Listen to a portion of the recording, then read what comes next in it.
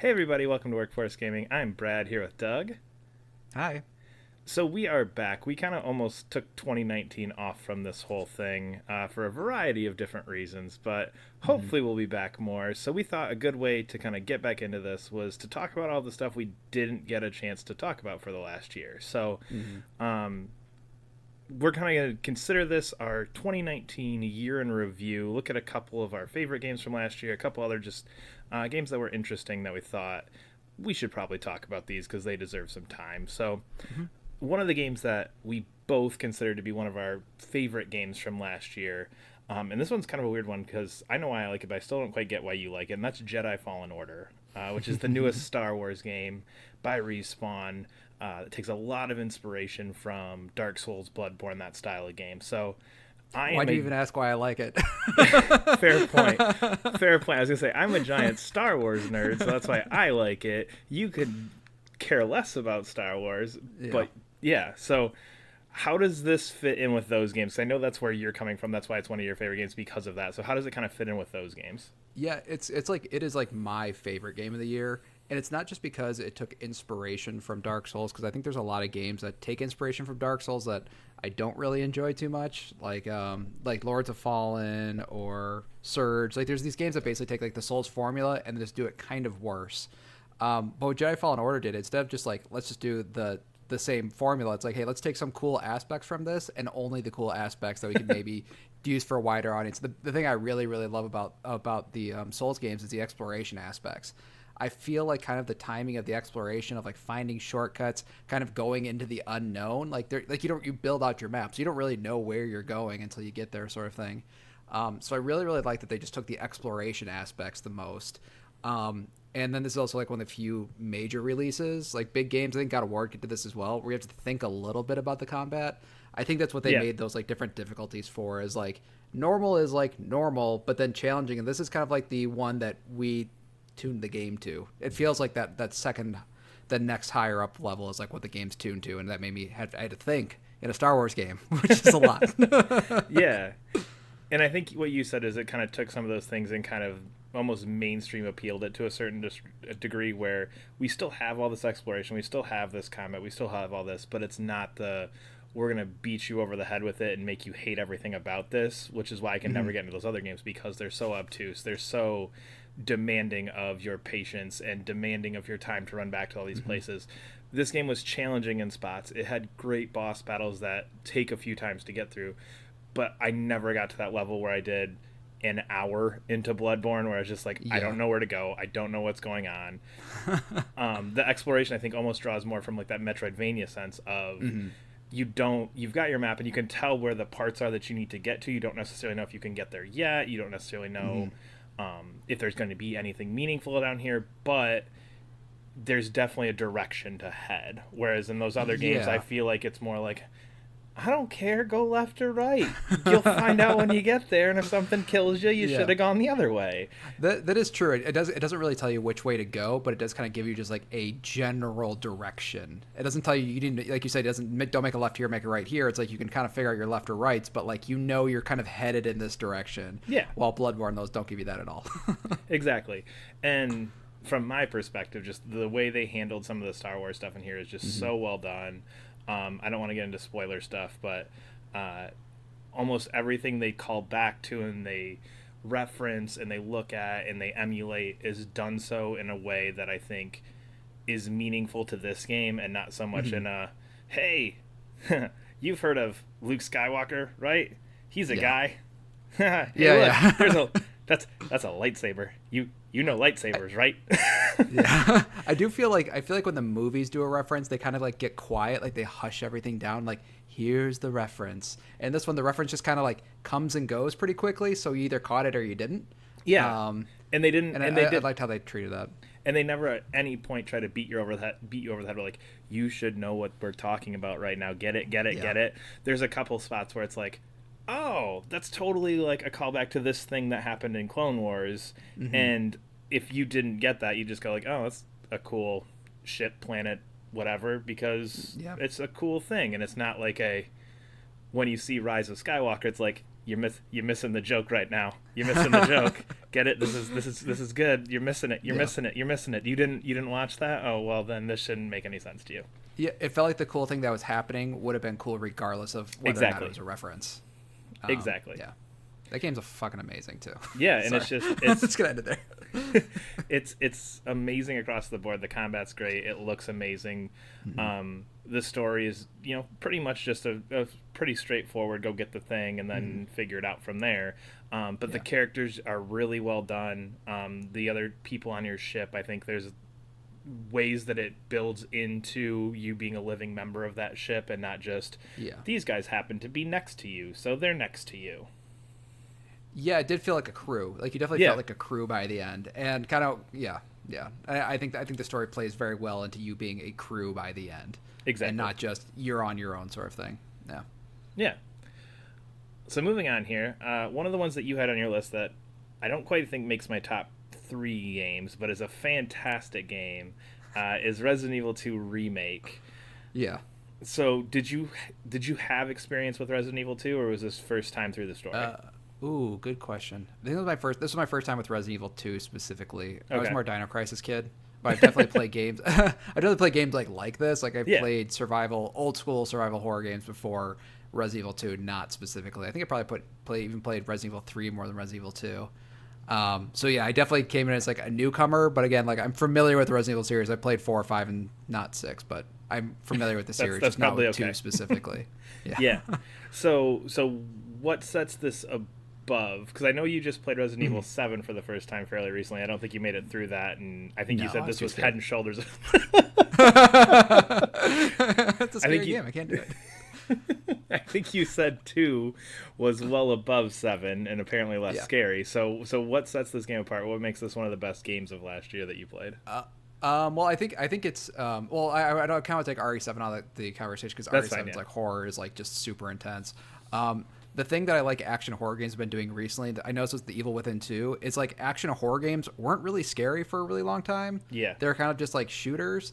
And I felt with like RE2, it is a intense, pretty scary game that is also an action game. Yeah. And I feel like that's such like a rare commodity. So just the fact that the horror was really good. But then I just thought like a lot of the things that I was doing in the game I just haven't done in a long time. Like I haven't opened a map and go, okay, I need to go down this hallway and hit the 3rd door and make sure I definitely don't hit the 2nd door. Okay, let's turn off the map and let's run and do this. It feels like a lot of games are like pretty straightforward, but I just really, really liked the open level design. I think that was just my favorite aspect of it. It was just like, oh, I can kind of go anywhere and kind of I'm setting the pace for how I'm moving through the game. I like that none of the enemies were throwaway. I feel like in any other game, you kill an enemy, it's dead and gone, so you don't have to worry about it anymore. And in this one, you killed an enemy, and you're like, I don't know. Like, is it or is it dead? Is it not? Which I think is funny. Like if you were explaining this game to somebody, that would sound super annoying. Like all the enemies might regenerate. Sounds like a horrible idea. See, and coming from another perspective, where again I liked this game a lot, but there were just those little nitpicky things, and that was one of the ones that drove me crazy because my issue with horror games and action horror games like this is I like being able to shoot things. I felt like I couldn't shoot things because it was meaningless. So it just kind of gave me this weird feeling of like it's just as good for me to run past you as it is for me to shoot you, because all I'm doing in shooting you is wasting bullets that I'm going to need to actually kill a boss later on. So I'm going to need to kill a boss. You I don't need to kill, so should I waste my bullets? So I got in this weird like mind game of like, where do I go? What do I do? How do I approach these situations? Yeah. And I got so stressed out by just like the tension of item management essentially and weapon management of what am I using that just stressed me out. I will say the game, that sort of item management thing, it's definitely kind of an illusion. You will always have enough ammo through like whatever situation you're in. But on the point you're saying, it's like I can definitely understand what you're saying. Like it felt like you're wasting ammo on lower enemies, which I thought was kind of neat because running away like made sense sometimes. Yeah, and I just feel like you're just never like there's very few games that give you like running away as a legitimate option that could actually be kind of fun. And there's definitely like monsters in the game that don't regenerate that are definitely like time to like I need to get rid of this one guy in this hallway, and I need to go take my heaviest stuff and hopefully live, because if I take 2 slashes I'm dead. I also liked that game made me sweat a little bit. That's the kind of thing I like about Jedi Fallen Order. Like, just makes you sweat like just enough, Yeah. where it doesn't feel like a brick wall, but it's like enough to give that tension. I just thought the game was brilliant because of all that stuff. That's why I liked it a lot. And it definitely Story's fine. I mean, it's zombies. I feel like there's only so much you can do with zombies at this point. But I think the way that it blends that old PlayStation era with modern times is just really well done. Where it's very close to a 1-to-1 remake from what I remember. And again, I haven't played RE2 and probably whenever it came out. And I think then I only played an hour or two of it. But from what I remember and just the mechanics in my mind that are ingrained from other Resident Evil games, it's you're still doing those same things you did back on the PlayStation 1. But now we're using them in a modern way. We're using them, and now you can see, okay, I can do this from a third-person perspective, and I can do all these different things that were a little bit more advanced than what you had back on the PlayStation 1. But you still get that same feeling of fixed camera, fixed area. I can't go here, and that tension of where do I get the cards, all this, because I don't think those things are normally used as much in modern gameplay mechanics. Yeah, it kind of just felt like Resident Evil had more to say than it's been saying for a long time. And I just really like that. It kind of took like, hey, this PS1 game, hey, there's actually a lot of stuff here we can still mine. And it felt like it can, because sometimes a remake can happen and you're like, well, why did I even need that? And it's like, actually, no, there's a lot more you could have said with Resident Evil 2, and they did. And it should get recognized. It's pretty, way better than I thought it'd be. I was surprised how much I liked that game. Yeah, and I think looking forward to 3, I think even if you just take that same treatment, I think you're going to end up in a really good spot taking 3 and doing the same treatment that you did here. Oh, yeah. That game's going to be great. Probably not as amazing as Resident Evil 2 because it's not going to have as big a first punch. Yeah. But I think it's still going to be pretty damn solid. For sure. So one of the games that I would put in my favorites of the year is Devil May Cry 5, which you played as well. I actually, in preparation for this, spent a whole bunch of time going back through the entire series minus 2, just because it's 2, and just going through the series and like seeing again how these games build up to it is just so good, and these games are amazing. And 5 is just this awesome expansion of everything else that they've done with Nero and the interesting mechanics that you get with him with his different arms, and then you've got, I think V had one of the coolest combat mechanics I think I've seen in a long time, where you've got that indirect combat, fighting different things from a more of a just taking a step back and kind of commanding these things. Otherwise, I think the way that you had to jump in there then to finish them off, it's just, there are so many cool combat mechanics, and everything just feels so fluid and solid that it's just a fantastic game. I was definitely not nearly as hot on it as I kind of was hoping, because I was super anticipating this game, and to me it feels like a very safe sequel. That was kind of like my opinion on it. It felt like an evolution of 4. I felt like DMC. I mean, like, to me that was like you threw a monkey wrench in the engine, and then instead of like, okay, what lessons can we learn from here, and then kind of use those lessons in DMC 4 to now 5. It felt like they kind of just like, there's those interesting ideas in DMC. We're not going to use them at all. I think the biggest thing for me was the environment stuff, because the environment, like really the environment was like, especially coming off of DMC, was super boring. I'm not going to just like, I will say mechanically the game's amazing. It's super fun to play. It was a big disappointment in like where you're going throughout that game.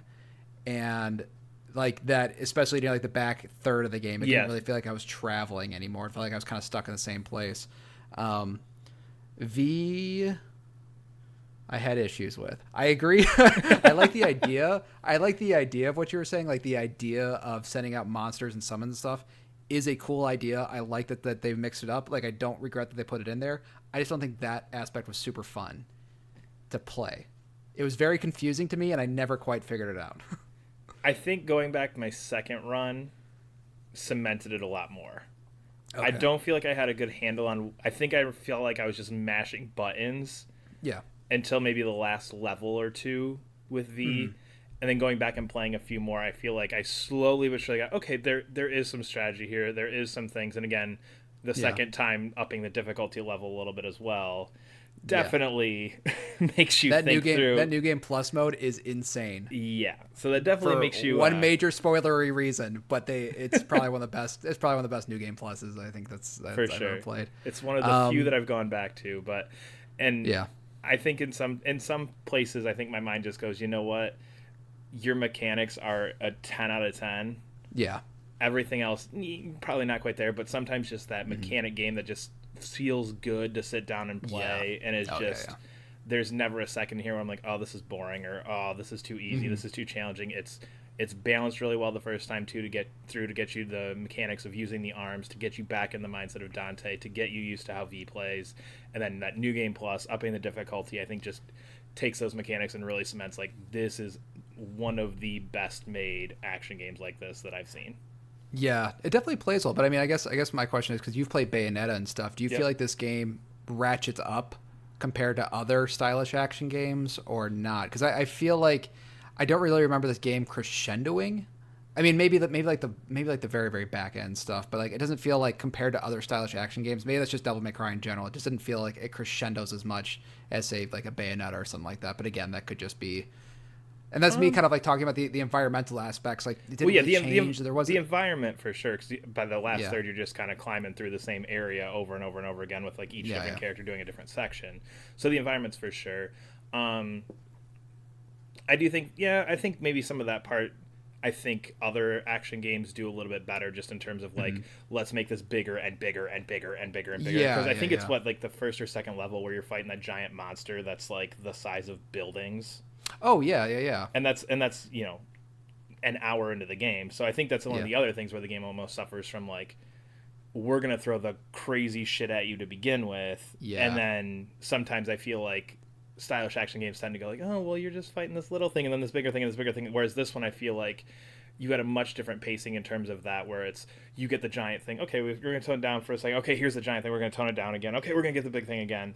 And it almost gives you a little bit of a different pace than you see in some of those other games. But I think mechanically, I do think this is above Bayonetta in my book, 1 and 2. It's so good to sit down and play that game. Yeah, I'm excited for DMC5. I hope they do a little bit more with the story in DMC5, but that's all spoilery stuff that I can complain about later. There's lots of weird story stuff in this. But anyway.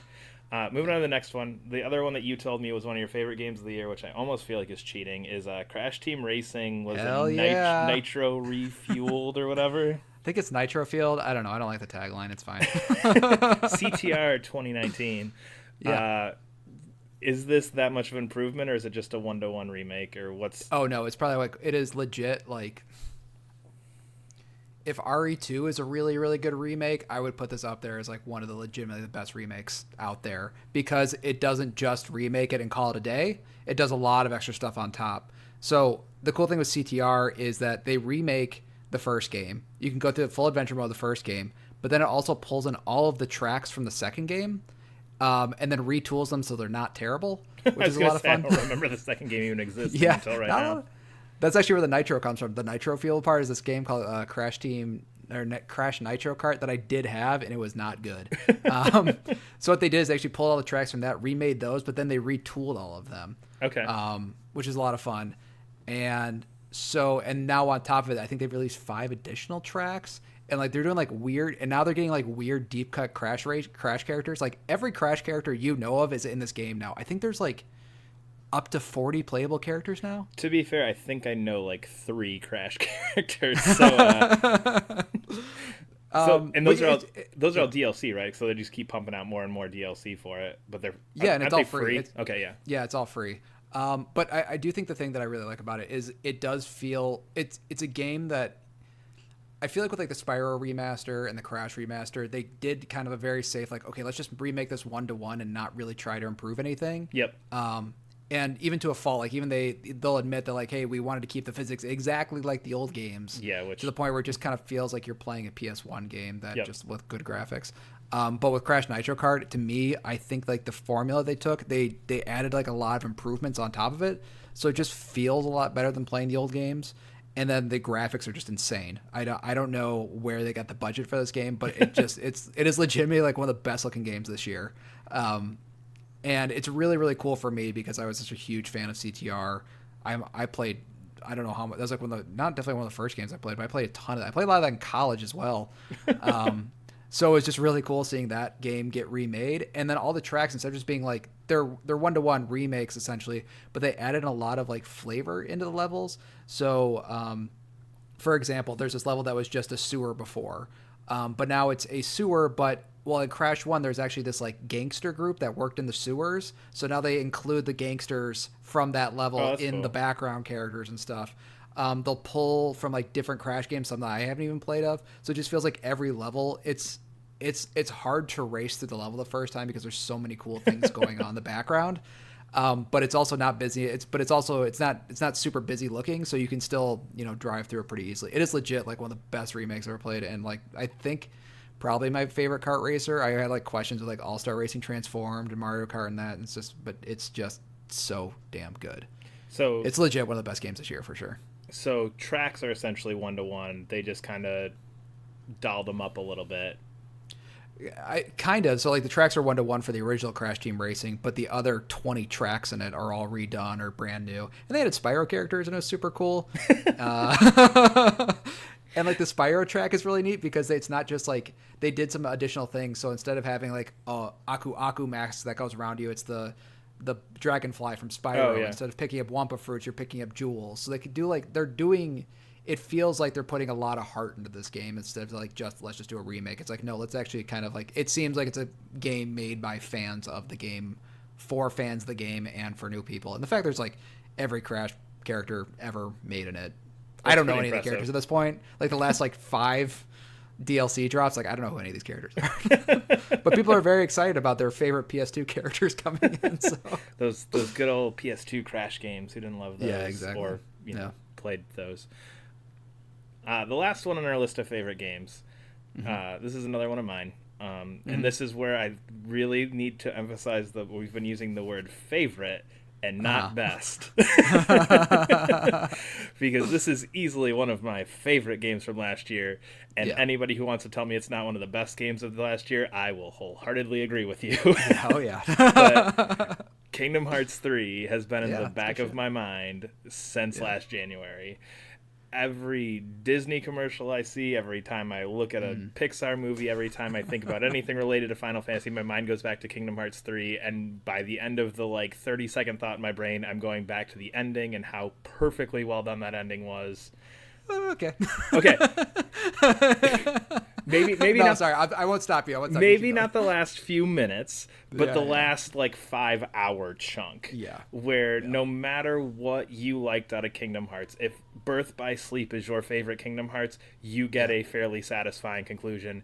If the Dream Drop Distance was your favorite Kingdom Hearts game, you get a good conclusion. Where this game is literally everything for anybody who is a Kingdom Hearts fan. Yeah, It's in there. If you like the Disney worlds, they're in there. I feel like they were much more pushed to the side this time than they have in the past. Yeah, They didn't really yeah. take center stage in the Disney stuff. Even with Toy Story going in a really weird direction where it didn't really seem like it was about Toy Story by the end. Yeah, that was such a fun, weird level. That level was so fun. Weird.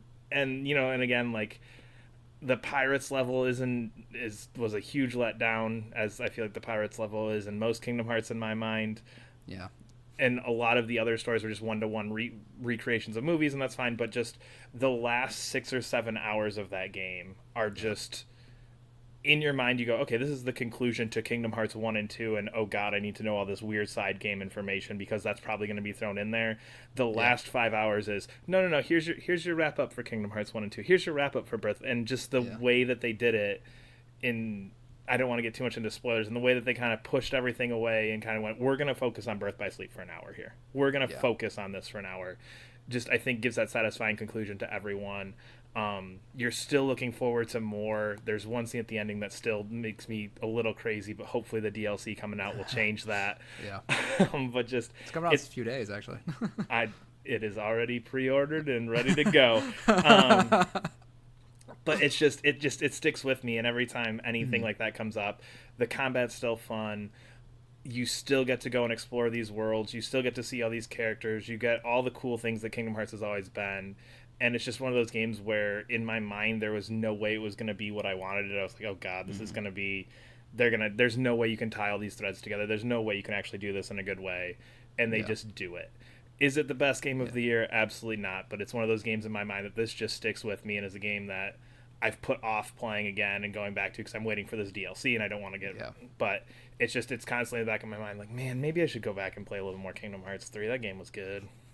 I feel like that game just like fearlessly went for it. Yes. And like whether or not it stumbled doing that, like it didn't really matter because it at least like tried. Exactly. And like literally like you're saying, at the last like 5 or 6 hours, just drinking like Kingdom Hearts in an energy drink form, where it's just like you're just high as hell, you're just buzzed, and it's just like it is just complete pure and utter hype that like. And the thing that's fun is like it just feels like because it swings for the fences so hard, like if it misses, it misses so hard, but if it hits so hard. And like I don't know, it's just a very fun kind of messy game that I appreciate for like you were saying, like how much it just kind of went for it sort of thing. And I think that's one of those things where just the just ridiculous level of confidence they have in it, just shines Too much, through maybe. it. Probably a little bit too much, but just shines through it every moment where you're like, you're not. Oh, you did. Okay, all right. Yeah. And just to your point, if you're gonna miss big. Yeah. And Exactly. It did. It missed big in a couple spots. But man, those 2 or 3 misses are made up for by 10 or 11 just home run moments in that game. So cool game. for sure. So those are kind of our favorite games of last year. Just a couple other ones that we wanted to talk about. That these two, I think, are both 2 games that we were both looking forward to for really big reasons. That I don't think either one of us would consider one of our favorites of the year, but we still thought might be a good thing to talk about, because sometimes looking back at a year, it's not necessarily the best things that really define that year. So the one you brought up was Sekiro, which, again, to my point with Fallen Order, I hate pretty much everything From Software has made. So I know you weren't big on this one either, as it didn't end up being one of your favorites, and I know Bloodborne is the best video game that's ever been made. Quote, Doug. Yeah, I like Bloodborne a lot. Yeah, Sekiro was I don't even think I went in with high expectations, because I feel like every time I get a From game, I'm like, this game could break me. Like the original Dark Souls, like I couldn't beat it. I haven't gone back, I couldn't beat it. Bloodborne, I was surprised I beat. And then Sekiro was the game that just broke me. The entire time I played it, I was not having fun, which I imagine is how a lot of people play From games. That's exactly how I felt with Dark Souls 1 and Bloodborne, which are the only 2 I have any experience with. But that's the whole thing I sat there going, like, this looks pretty and this is a cool idea, but it's not fun. Why would I do this to myself? Yeah, I think to me, like there's like a lot of things like I've talked about before about like why I find From Software games fun. But I think Sekiro is just always so challenging all the time that you don't even have time to appreciate. I didn't have time to appreciate the things I like about From Software games. Like, I didn't have time to enjoy the environment because every enemy I knew I had to put like 100% focus on. I didn't have time to enjoy the character designs or something like that because like I'd see them a lot because I'd be dying a whole hell of a lot. And it's the demand the game makes of you is like you just can't make mistakes. I feel like in Souls games, because you're not always right in front of the enemy, like you can dodge the wrong way and still probably be okay. But this one, because you have to hit every single block. So Brad, if you don't know, basically every attack you have to be tapping the block button. Like that's the way to play the game. That's gross. So instead of just like holding down a block, you have to like, okay, so if I know that the enemy swipes, I have to go block, block, block. So essentially you have to parry every attack. Yes, yeah, exactly. So, but you know, with games, like every enemy has a different sort of attack pattern. Yeah. So what you do is you basically just go in, memorize the attack pattern, and then hit it perfectly. If you don't hit it perfectly, you die. So they basically just removed a lot of the room for error. And it kind of turned to a rhythm game because you're parrying so much. And like basically in this fight, it's like, okay, I just had to memorize their attack pattern and then just hit my parries. And that's all it was. There was not much thinking beyond that. It's just like, okay, memorize the attacks, parry, parry, parry. Memorize the attacks, parry, parry, parry. And I stopped this game at the final boss because I was just having such a miserable time. And then once the like final boss comes up and there's like 3 or 4 life bars, I was just like, I'm done. I'm not having fun. I wasn't having fun this entire time. I was waiting for this game to be fun, and it just like never was fun. And I kind of understand why people like it, but I don't know. It's like, to me, it's like it was by far my least favorite From game, just because it was too demanding and just never had time to take a break and just be fun for a second. So essentially, going back to Jedi Fallen Order, because that difficulty's toned down, you can appreciate the other aspects of it, where this one, he felt like they turned the difficulty up, so you lose the perspective on the aspects that you actually normally enjoy. Yeah, and just like and it wasn't even like a fun just being like, I think the thing that's fun about Dark Souls games is going into a new area for the first time, you don't know where enemies are, because you still have a chance to kind of like beat them. But in this one, because so much it relies on the enemy attack pattern, if you haven't seen the attack pattern before, like, you're just not gonna make it. So you almost just like have to die every time you see a first enemy, just to go, okay, you're left, right, down, slash. Okay, yeah. Now we can go back. Now I can actually fight you now that you killed me and I observed what's going to happen. Yeah, exactly. So to me, it was just it was kind of like that Mega Man style difficulty, where there's just a lot of memorization.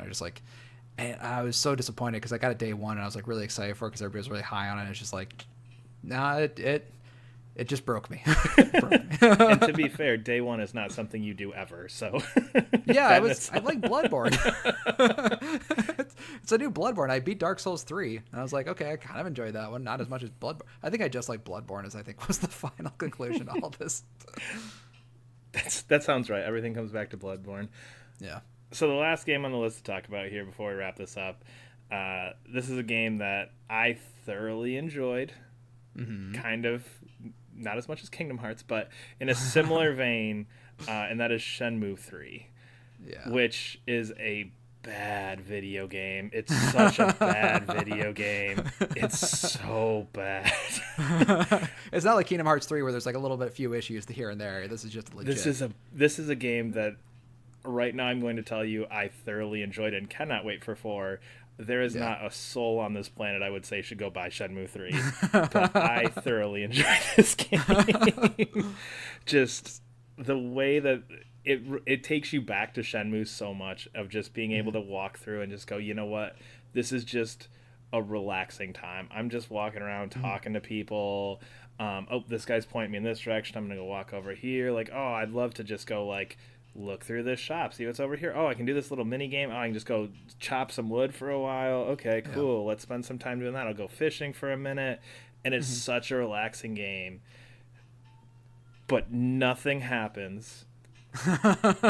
And the combat feels borderline like a bad PS1 game. Holy But okay, it's a few questions. One, can you make a good Shenmue game that is still Shenmue? Yes. Do you think Shenmue 4? Do you think? Okay, is Shenmue 3 a better or worse game than Shenmue 1 and 2? Like if I was going to play all three of them today, is it arguably a worse game than 1 and 2?